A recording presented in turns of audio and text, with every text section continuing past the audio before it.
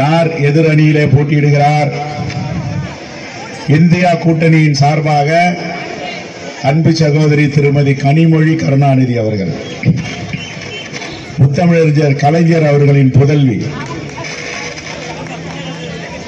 இந்த தேசத்திற்காக, தமிழ்நாட்டிற்காக, தூத்துக்குடி பாராளுமன்ற தொகுதியில் உள்ள மக்களுக்காக போராடி வாதாடி பல திட்டங்களை கொண்டு வந்தவர்.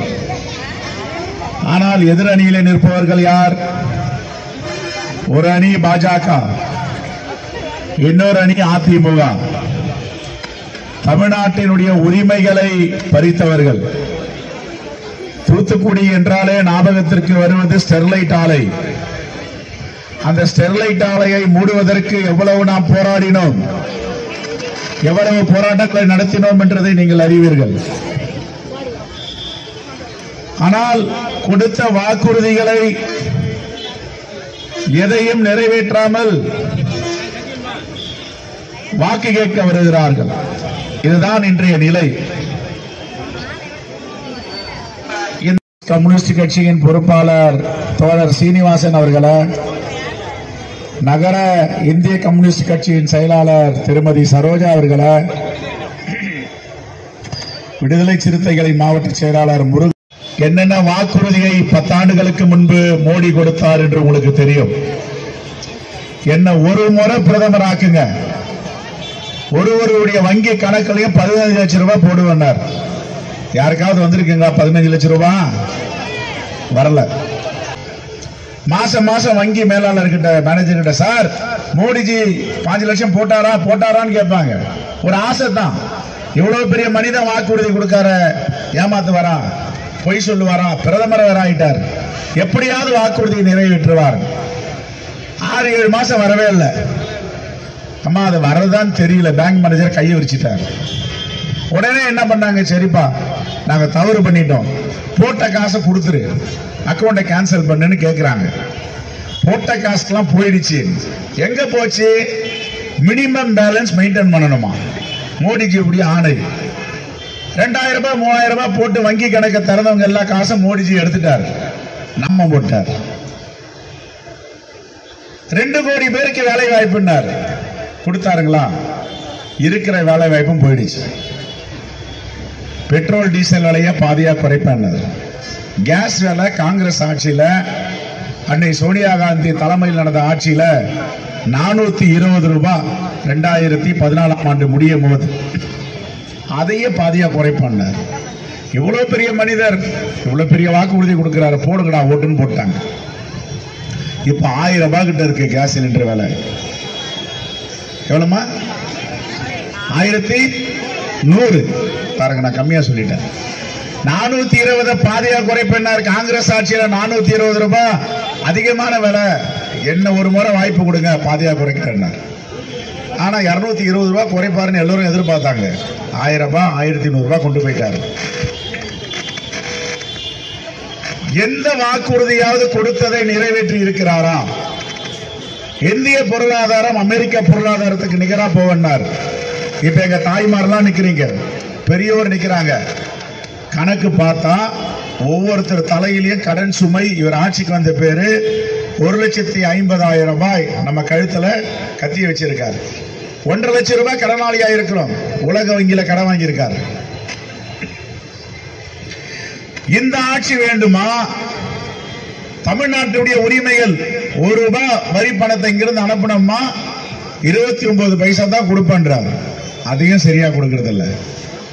தமிழ்நாட்டு உரிமைகளை பறிக்கிறார். நம்முடைய உரிமை, தமிழ்நாட்டுடைய நலன், தமிழ்நாட்டுடைய பாதுகாப்பு, தமிழ்நாட்டுடைய வளர்ச்சி எல்லாத்தையும் பறிச்சிட்டார். இதை பறிப்பதற்கு துணையா போனது யாரு? அண்ணன் எடப்பாடி. எடப்பாடி கையெழுத்து போடுற இடத்துலாம் கையெழுத்து போட போனா கையெழுத்து போட்டுருவார். ஆனா ஜெயலலிதான்னு ஒரு அம்மா இருந்தாங்க, அவங்க விட்டு கொடுக்கல.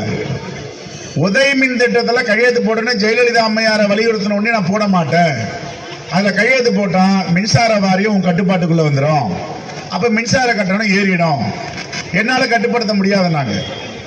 ஆனா எடப்பாடியார் தங்கமணி அனுப்பி கையெழுத்து போட்டு வந்துரு. மோடிஜி கேட்டார், மோடிஜி எதை கேட்டாலும் கையெழுத்து போட்டாங்க.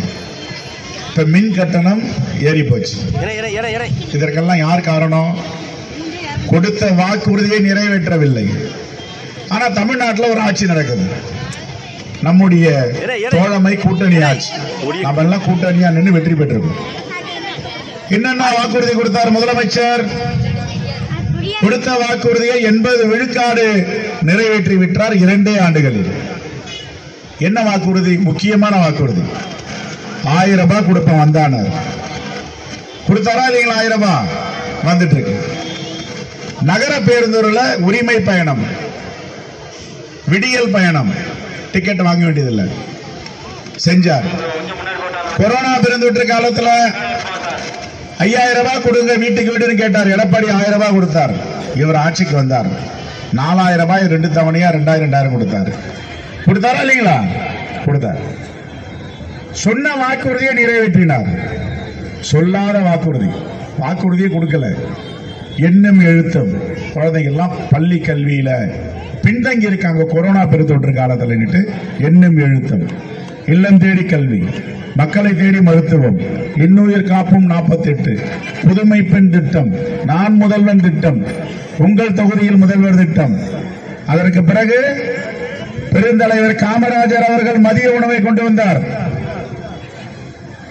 நாங்கெல்லாம் பெருந்தலைவர் காமராஜர் போட்ட மதிய உணவை சாப்பிட்டு பட்டாதாரியான படிச்சோம். ஆனா காலை உணவை தமிழ்நாட்டின் முதலமைச்சர் கொண்டு வந்திருக்கிறார். குழந்தைங்கெல்லாம் காலையில டிஃபன். இது ஆட்சியா? மோடி நடத்துறது ஆட்சியா? என் அருமை பெரியவர்களை, தாய்மார்களை சிந்தித்து பாருங்கள். ஒரு ஆட்சி என்றால் மக்களுக்கான ஆட்சியாக இருக்க வேண்டும், மக்களுக்கு எதிரான ஆட்சியாக இருக்கக்கூடாது. இப்ப ராகுல் காந்தி அவர்கள், எங்களுடைய அகில இந்திய தலைவர் மல்லிகார்ஜுன கார்கே, அன்னை சோனியா காந்தி என்ன கொண்டு வந்தாங்க? வாக்குறுதியே கிடையாது. 100 நாள் வேலை வாய்ப்பு திட்டம், மகாத்மா காந்தி ஊரக வேலை வாய்ப்பு உறுதி திட்டம் கொண்டாந்தாங்க. அதுதான் இன்னைக்கு இந்த நாட்டில் ஏழை எளிய மக்களை காப்பாத்திட்டு இருக்கு. சாதாரண திட்டம் இல்ல அது. ஐநா சபை பாராட்டுச்சு, உலக நாடுகள்லாம் பாராட்டினாங்க. நான் அப்ப திட்டக்குடியில் எம்எல்ஏ இருந்தேன், கடலூர் மாவட்டத்தில். அப்ப ஒரு பாட்டி படுத்துட்டு இருக்கோம், போவேன். எனக்கு தெரிஞ்ச வீடு அது. என்ன பாட்டி நல்லா இருக்கீங்களா? நல்லா இருக்கம்பா. என்ன கவனிக்கிற? எப்ப பார்த்தாலும் குறை சொல்லிட்டே இருப்பாங்க, மருமக கவனிக்க மாட்டான். என்ன மருமக இப்ப கவனிக்குதா? என்னவோ தெரியலப்பா, 6 மாசமா உழுது கவனிக்கிறான். காப்பி கொடுக்கறா, தண்ணி கொடுக்கறா, வெண்ணி கொடுக்கறா, சோறு போடுறா.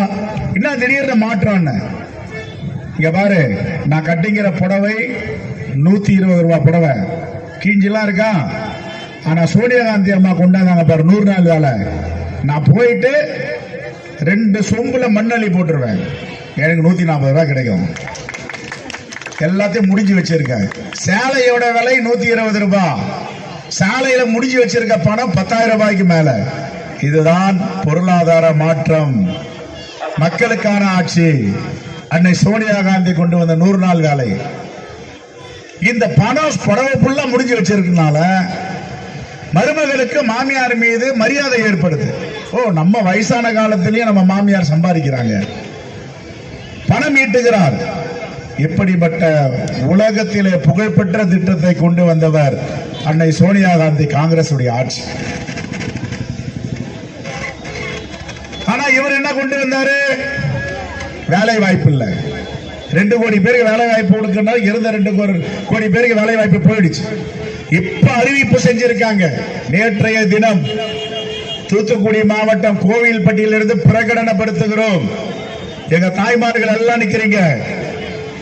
யார் யாரெல்லாம் ஏழ்மையில் இருக்கிறார்களோ வருடத்திற்கு 1 லட்சம் ரூபாய் தலைவர் ராகுல் காந்தி அறிவித்திருக்கிறார். 1 லட்சம் ஒரு வருடத்திற்கு.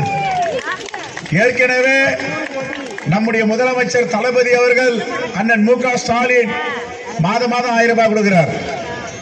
அது கூட இனிமே 8500 ரூபாய், 8000 சில்லறை ரூபாய் வரப்போகுது. இதுதான் மக்களுடைய ஆட்சி. அதே மாதிரி நம்ம வீட்டில் இருக்கிற பிள்ளைங்க வேலை வாய்ப்பு இல்லை. வேலை கிடைக்கும் வரை 25 வயது முடியும் வரை 1 லட்சம் ரூபாய் கொடுக்கப்படும் சொல்லியிருக்காரு. 30 லட்சம் அரசு ஊழியர்களுடைய வேலை மத்திய அரசில் இருக்கு. இதுல பாதி சரிபாதி 50 விழுக்காடு பெண்களுக்கு இடஒதுக்கீடு, அவர்களுக்குரிய பாதுகாப்பு. இந்த தேசத்துல இந்தியாவில் 50 கோடி மக்களுக்கு மேல அமைப்பு சாரா தொழிலாளர்களா இருக்காங்க, அன்ஆர்கனைஸ்டு செக்டார். அவர்களுக்கு 176 ரூபாய் தான் மோடி இது வரைக்கும் சம்பளம் நிர்ணயிச்சிருக்கார். நம்ம ஆட்சி வந்த பிறகு, இந்தியா கூட்டணி வந்த பிறகு, தலைவர் ராகுல் காந்தி பிரதமரான பிறகு 400 ரூபாய் அளிக்கப்படும். 400 ரூபாய். அது மட்டும் கிடையாது, ஆயுள் காப்பீடு, மருத்துவ காப்பீடு, தொழில் காப்பீடு, எல்லா உரிமையும் வழங்கப்படும். நீட்டற்ற தேர்வெல்லாம் எழுதவே வேண்டாம். நம்முடைய குழந்தைகள் தற்கொலை செய்து கொள்ளுகிறார்கள். இப்படிப்பட்ட அபூர்வமான அற்புதமான திட்டங்களை கொண்டு வந்திருக்கிறார்.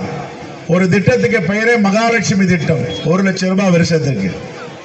என் அருமை பெரியவர்களே, தாய்மார்களே, நான் ஸ்ரீவைகுண்டம் போக வேண்டும். அங்கே திருமதி கனிமொழி கருணாநிதி காத்துக் கொண்டிருக்கிறார். விலை மதிக்க முடியாத வாக்குகளை இந்த தேசத்தை காப்பாற்றுவதற்கு, இந்த மண்ணை மீட்டெடுப்பதற்கு, இந்திய அரசியலமைப்பு சட்டத்தை பாதுகாப்பதற்கு, இந்த தேசத்தை காப்பதற்கு உங்களுடைய விலை மதிக்க முடியாத பொன்னான முத்தான வாக்குகளை உதயசூரியன் சின்னத்தில் வாக்களிக்க வேண்டும். இந்த தேர்தல் என்பது ஜனநாயகத்திற்கும் பாசிசத்திற்கும் இடையேயான தேர்தல். இந்த தேர்தல் என்பது ஜனநாயகத்திற்கும் சர்வதிகாரத்திற்குமான தேர்தல். கொடுப்பவர் தலைவர் ராகுல் காந்தி, மக்களிடம் எடுப்பவர் மோடி. கொடுப்பவர் வேண்டுமா, எடுப்பவர் வேண்டுமா? முடிவு செய்து கொள்ளுங்கள். அருமையான தூத்துக்குடி மாவட்டத்தில் என்னுடைய அருமை தாய்மாரிடம் கேட்டுக் கொள்ளுகிறேன். இந்த வாக்கு என்பது இந்த தேசத்துடைய தலையெழுத்தை நிர்ணயிக்கப் போகின்ற தேர்தல். இந்த தேர்தல் நம்முடைய தலைமுறைக்கான தேர்தல் மட்டுமில்ல, அடுத்த தலைமுறை நம்முடைய குழந்தைகளை எப்படி வாழ வைக்க வேண்டும் அதற்கான தேர்தல். எந்த நாட்டையாவது கேள்விப்பட்டிருப்பீங்களா? என்ன துணி போடணும்ன்றத மோடி நிர்ணயிப்பார். நாம என்ன துணி போடணும்? என் வீட்டில் இருக்கிற குழந்தை, எனக்கு பொண்ணு இருக்கா, என் பொண்ணு சுடிதார் போடுவா, தாவணி கட்டுவா, ஜீன்ஸ் பேண்ட் போடுவா. இது என் உரிமை. என் குழந்தை அங்க போனா அடிப்பாங்க, நீ போடக்கூடாது. நான் RSS, நீ இப்படிதான் போகணும், நீ அப்படிதான் போகணும். இவர்கள் யார் சொல்லுவதற்கு? இவர்கள் யார் என்னுடைய குழந்தைகளுடைய உடையை தீர்மானிப்பதற்கு?